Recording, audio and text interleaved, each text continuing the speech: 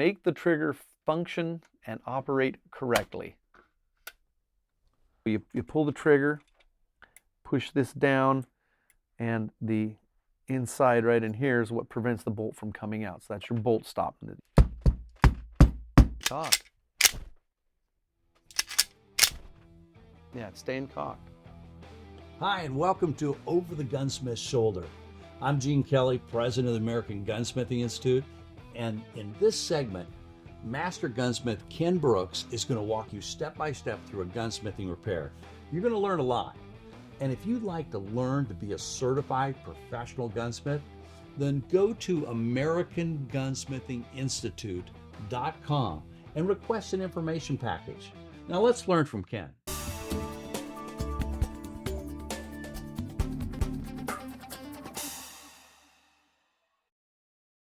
Welcome back to Over My Shoulder.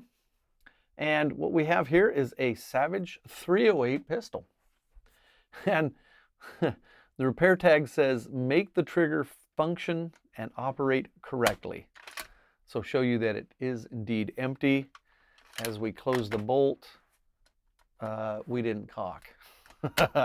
I had it cocking kind of a little bit where it would catch and then snap off, but it's not even doing that. It just won't catch. So the trigger's releasing the Sear. Either it's out of adjustment or it's worn or something. I don't know. That's what we're going to find out. So first thing I'm going to do is take the bolt out, turn this over, and break loose the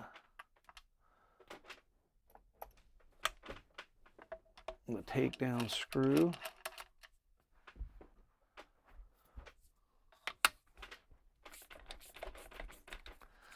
And the second takedown screw.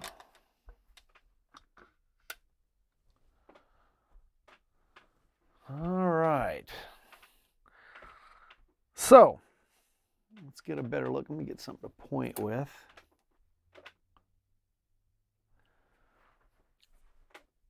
Well, it's assembled wrong, for one thing. You see this little leg right here on the trigger housing? That's supposed to be up inside there. So we're going to have to take this apart to get that in position.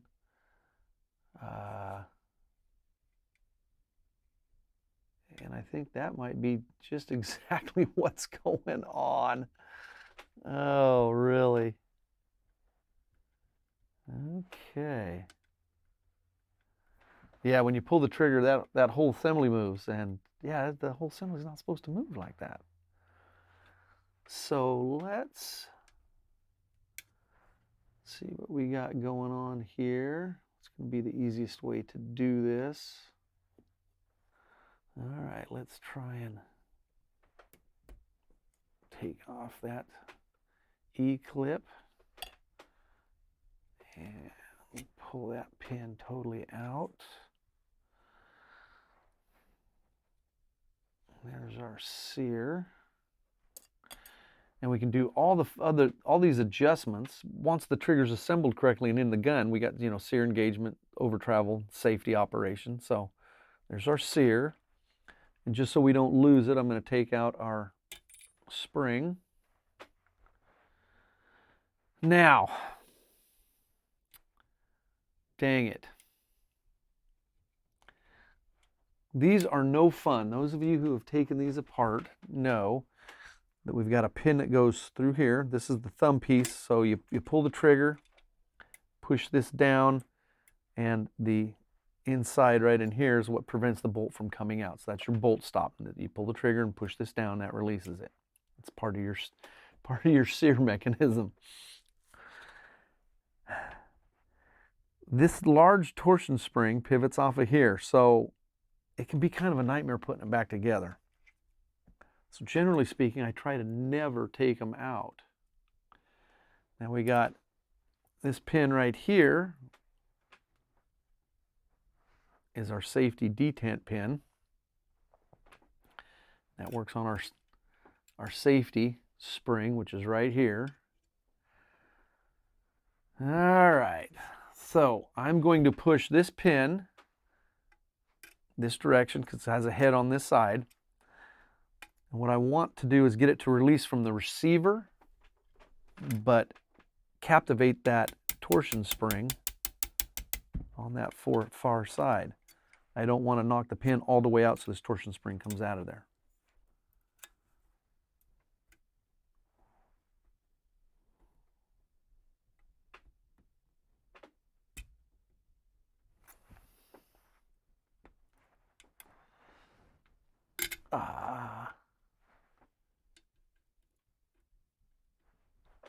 Now I can move this back to where that guy fits up inside there.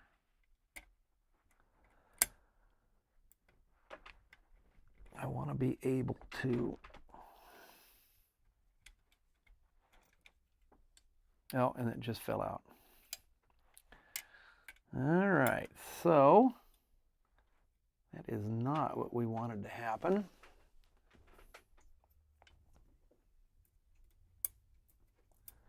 So there's that torsion spring. And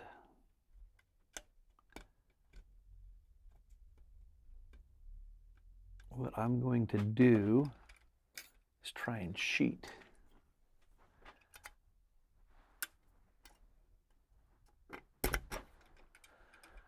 Come in from the back side with a punch. It's going to act kind of as a slave pin. Now it is a bit undersized. It's not the same diameter as the pin. And that allows some flex and some movement on a couple of these parts. One of those parts is going to be the safety. I need the safety to sit down closest to the receiver so I can slide the detent pin through the housing over the top of the safety. And come on now.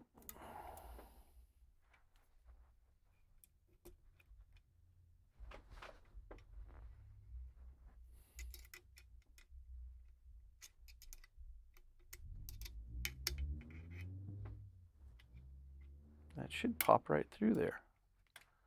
There's nothing holding it in place. So, what is going on? There we go. Okay. So now, before I get to putting the pin through and the torsion spring and such, our tongue here is up underneath, or on top, where underneath the safety here, but into the receiver where it should be. Our punch is holding our housing bolt stop Sear assembly in place. I'm going to start, I'm going to go ahead and shove that punch the rest of the way through there if I can. Pull it back just a little.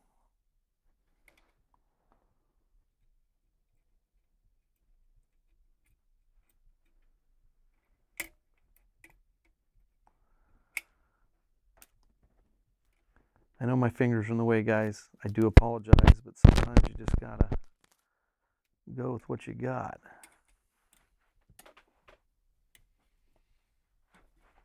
I was thinking backwards there. Did you see that? I grabbed the punch instead of the pin. Okay, once you get it started, it should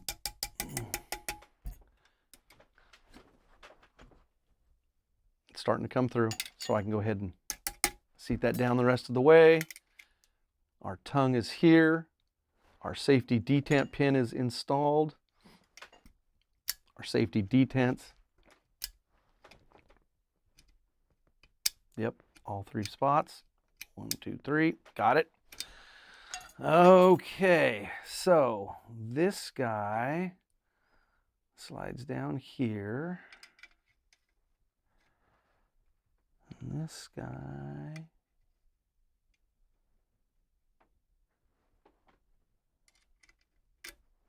fits through here. I'm going to go ahead and put this E-clip back on here.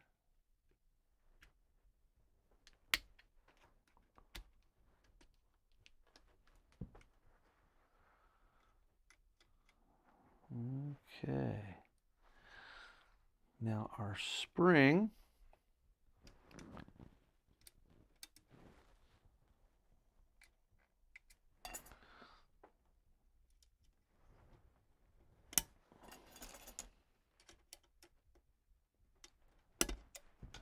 we go. Okay, so we have travel now. We catch on the sear, we pull the trigger, it releases, excuse me. So when the bolt goes in, which I'll put in here in just a minute, bolt goes forward, we have take up here. We didn't have that take up before. As I pull the trigger bar moves forward, it forces the sear down here. We pivot from here, so we move this direction, which allows our sear nose right here underneath this screw, which is caught in its full cock notch. So again, I'm going to use my fingers tension here, pull the trigger pivots like that. This is allowed to fall that way, which is holding this piece, which is your cocking piece, allows the gun to fire. Now, we are out of adjustment right off the bat, I can tell you that already. I'm going to pull the trigger, push that in. Well, we're cocked. See that?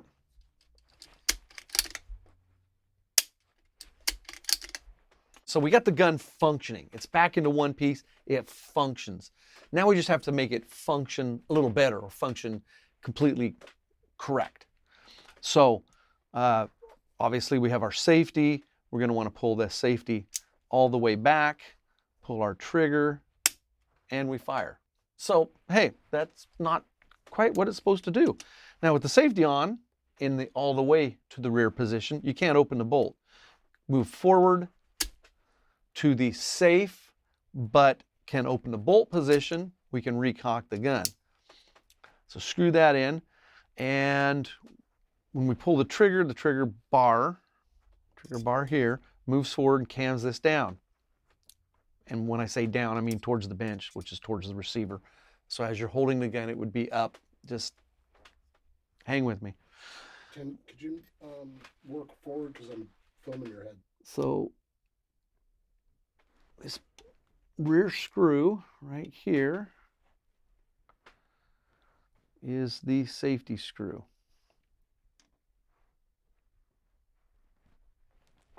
There we go.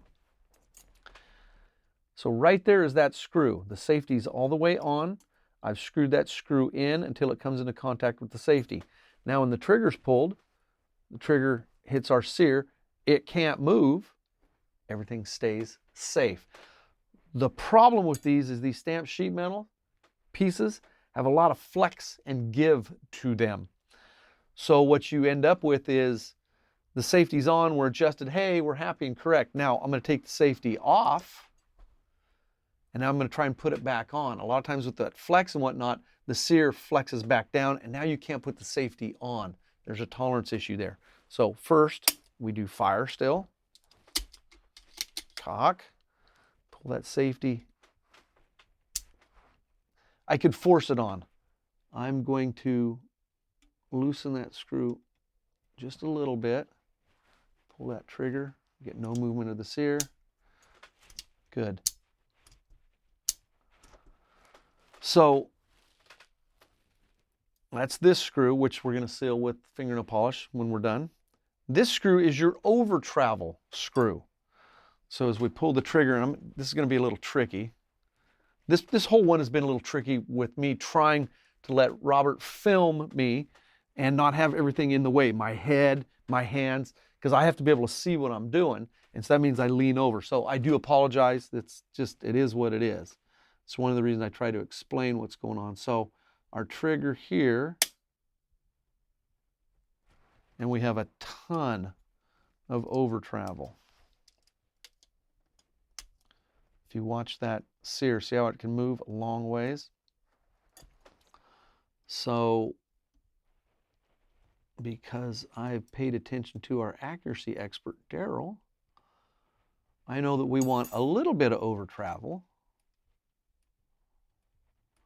So, when the trigger breaks, as you continue to pull the trigger, because you will, continue to pull the trigger, you don't want to move the gun. If you pull the trigger, it breaks. The striker falls, hits the cartridge, we detonate, you continue to pull that trigger. When it hits the stop, you move the gun. So I used to like just a little bit of over travel with a little bit of take up there after the gun broke, after it fired, discharged, to drop the hammer, drop the sear, drop the striker. As soon as it did that, I wanted just a little bit of room for debris and whatever. And then I liked a trigger stop.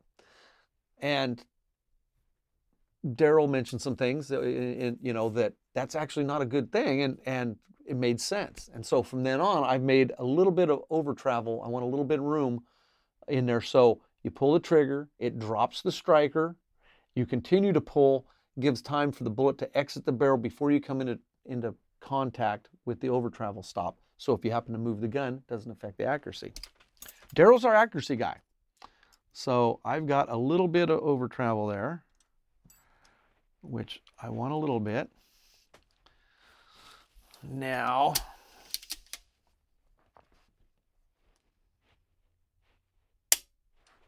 feels a lot better. Well, it works for one thing. Safety works, or should. Yeah, it's a little stiff. It works, but it's a little stiff. Now I'm probably going to lube that up a little bit, just so things slide a little easier.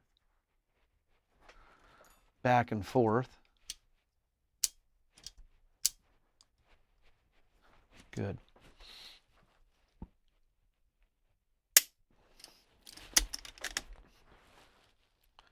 So now what I'm doing is I'm actually looking to see how much movement the sear makes before this is a multiple sear system since we got the trigger bar.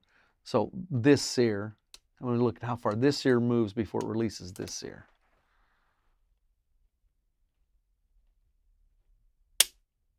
And it ain't a ton. So we're cocked.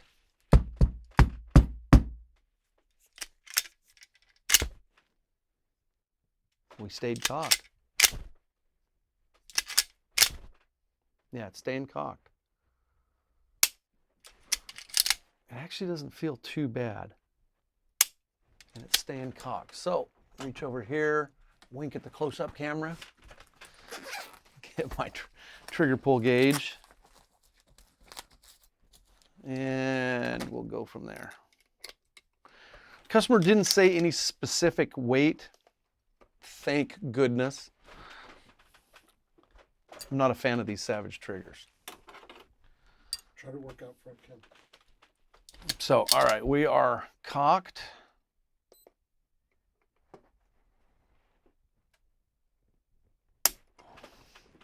$13.5 or $13.5, 315. Gosh, losing my $13.5. 13 pounds, 5 ounces. Holy crap! So 13 pounds, 13 ounces.